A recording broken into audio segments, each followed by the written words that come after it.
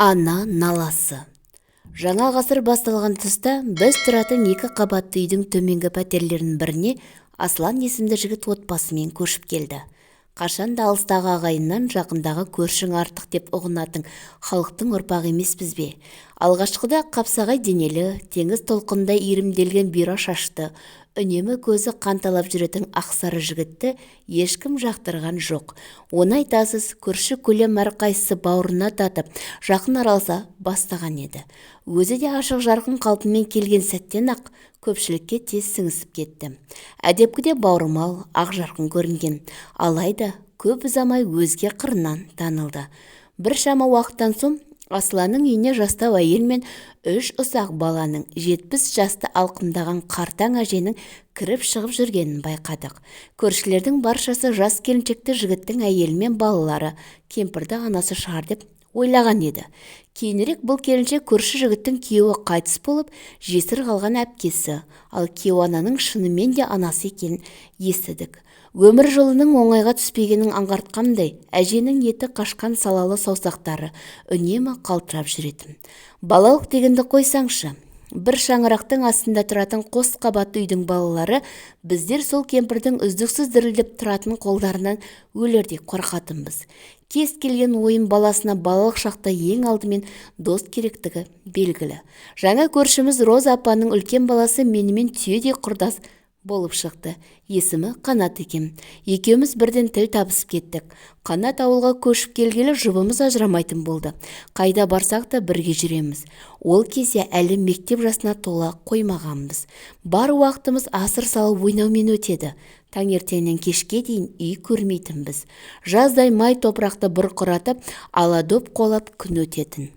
Қарнымыз ашса, көршілердің кез келген үйіне кіріп, бұйырған дәмге тойып алатынбыз. Баршасы ауылдан көшіп келгендіктен шығар, қос қабатты үйдің тұрғындары кең пейілді, жатырқоты білмейтін жандар еді. Қас қарая жатар орынға зорға жетіп, алаңсыз ұйқыға бас қоюшы едік. Күнделікті қайталанатын тірлігімізге әке-шешеміз де қабақ шатып әу демейтін. Өмір деген ұлы керуеннен түсінгеніміз мардымды болмаса да, балаң көңілмен кімнің бақуатты, кімнің жұпыны тұратынын өзімізше саралай алатынбыз. Менің жаңа досымның үйінің тұрмысы өте төмен болды. Оны аяп үйден тәтті мәттіні тығып алып шығып, Қанат пен інілеріне үлестіріп беретін. Жоқшылық деген жалмауыз адам баласының жігерін жастып жіберетін бала да болсам сонда сездім. Олар өте жалтақ болатын. Менің үйден жасырып әкелген тәттілерімді көзден таса қуысқа апарып, жан-жағына алақ-жұлақ қарап қойып жеп алатын. Қайран өмір-ай десеңші. Арада сынаптай сырғып күндер мен айлар өтіп жатты. Бойы үйренген соң жаңына көршіміз Аслан түрі жағымсыз қылық көрсететін болды. Үйіне сақал мұрты өсіңкі, жүріс-тұрысы қолайсыздау адамдар жиі келетін болды. Оған қоса ішкілікке де үйір болып шықты. Роза тәтейге де қол жұмсауда дағдыға айналдырды. Қабырғасы жұқа, құрқылтайдың ұясындай шағым екі бөлмедегі дауыс пен әңгіме жатсын ба? Кімнің үйінде не болып жатқаннан көршілердің барлығы да хабардар болып отыратын. Кейде Роза тәтей 3 баласын ертіп біздің үйге қашып кіретін. Қызу қанды, қарулы әкемізді пана тұтса керек. Өкінішке орай, сондай сәттер жиі орын алып тұратын. Бір күні тағы осы жайт қайталанды. Үсті басы ебіл-дебіл, шашы дударланып, киген киімі алқам-салқам болған Қанаттың мамасы жан ұшырып үйге жүгіріп кірді. Қашанда мұң тұнып тұратын екі көзі көгеріп ісіп кетіпті. Есіктен кірген бойда өксіп, ағау, мұны алқаш өлтіріп тынатын болды ғой, үйдің де берекеті кетті. Ішкені күнде арақ, балалардың да зәре-иманын алып бітті. Бұрын балаларды ұрып жатқанымда інілері ғой, әкесі болмаған соң еркек ретінде тәрбие берген шығар, ынжық болып өспесін дейтін болар деп үндемеуші едім. Кейін араққа тойып келіп, балаларды аяусыз сабайтынды шығарды. Анам тұрмақ, хайуан да баласын қорғамайтын беді. Орталарына түссем маған да қол көтеретін болды. Жанжалдың себебіне үңілсең, болмашы ғана нәрсе. Бала неменің ойнағасы, асыр салып жүргісі келмей ме? Інім соған шыдамады. Балаларға да тәуекел дер едім. Бәрінен жүріп туы қиындаған анамызға обал болды. Бұрыштағы керуетінде бәрін көзімен көріп, үнсіз егіліп жылап отырады. Әжім жүзіндегі жасты көрсеңіз ғой аға, тіпті жүрегіңіз ауырады. Санасызға сан айтсаң да қонбайды деген. Қанша жалынсам да інім ештеңе түсінбейді. Анамызды аямайды. Оның қолынан жылудан басқа не келсін, жүрегі ауырып өлетін болды. Аға, бір қайрат қылыңызшы деп еңіреп жібергені ойымда жатталып қалыпты. Мейірімді, ақкөлің анам болса Роза апайды бауырына тартып, айналайын, қоя ғой, түзелетін шығар деп жатыр. Әкем қатты ашуланды. Түнерген қалпы есіктен шапшаң шығып кетті. Мен де ере шықтым. Ештеңе тындыра алмасақ та ойын баласына бәрі қызық емес пе? Енді не болар екен деген оймен алақтап тұрмын. Әкем Асланның үйіне есігін жұлқи ашып кіргенде бірдеңеден құр қалғандай мен де қабаттаса ендім. Күлімсіз сіздің ісі қолқамды қапты. Арақ пен темекінің иісі, қираған, сынған заттар, ішімдіктен босаған бөтелкелер, онсыз да қара көлеңке бөлмені тіпті қорқынышты қылып жібергендей. Әкемнің ашуын жақсы білетін Аслан үйінен ізім қайым жоқ болыпты. Түкпірдегі бөлмеден өксіген адамның дауысы еміс-еміс естіліп тұрған еді.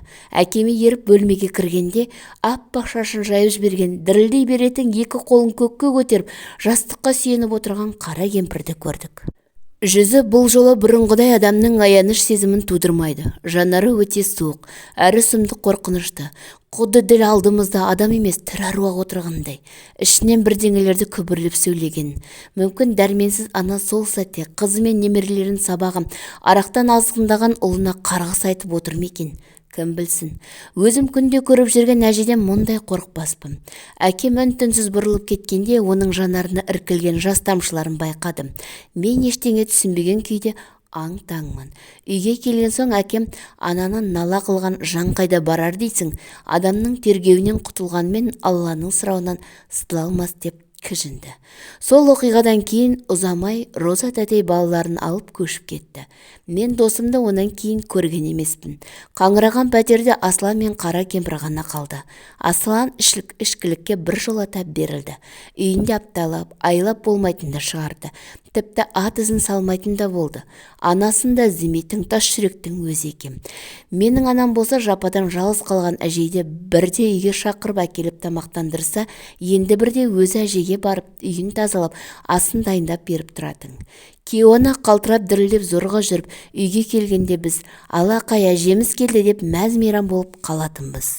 Әке-шешемнің анасы ертерек өмірден өтіп кеткендіктен әжесі бар достарыма қатты қызығатымын. Шіркін, біздің әжеміз тірі болғанда ешқашан ренжітпеуші едік деп армандайтымын. Арада бірнеше ай өтті. Күздің жайма шуақ күнінде көрші әже дүниеден озды.